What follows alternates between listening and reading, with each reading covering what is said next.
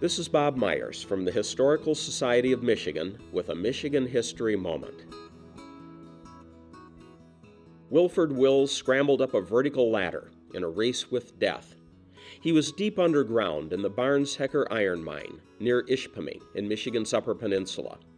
A column of water tore up the mine shaft behind him. One slip or a few seconds pause to catch his breath meant drowning in the pitch-black, icy water. The Cleveland Cliffs Iron Company operated the Barnes-Hecker mine in the Marquette Iron Range. The mine's day shift of 51 men went underground that morning, led by mine captain William Tippett. William Hill, the Marquette County mine inspector, joined the group. Mining the soft hematite ore continued uneventfully that morning.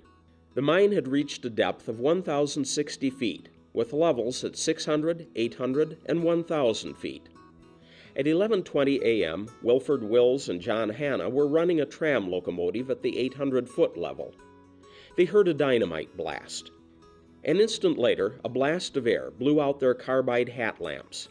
Wills looked at Hanna and said, "I think we better get out of here."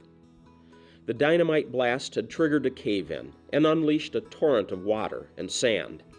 Water poured into the 600-foot level. It surged down the mine shafts, trapping most of the miners below.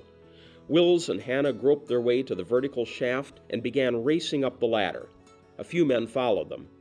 Behind them, the raging flood knocked them off the ladder to their deaths. Wills' gloved hands kept slipping on the wet, muddy ladder. He tore the gloves off with his teeth and kept climbing.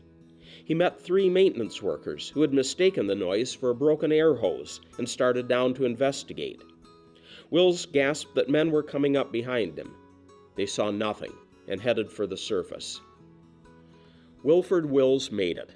Half unconscious, he collapsed at the top of the shaft. He had climbed an incredible 800 feet in 14 minutes. Wills was the sole survivor of the 51 miners. Rescuers recovered 10 bodies, including those of mine captain William Tippett and Inspector William Hill. The others remained in the mine.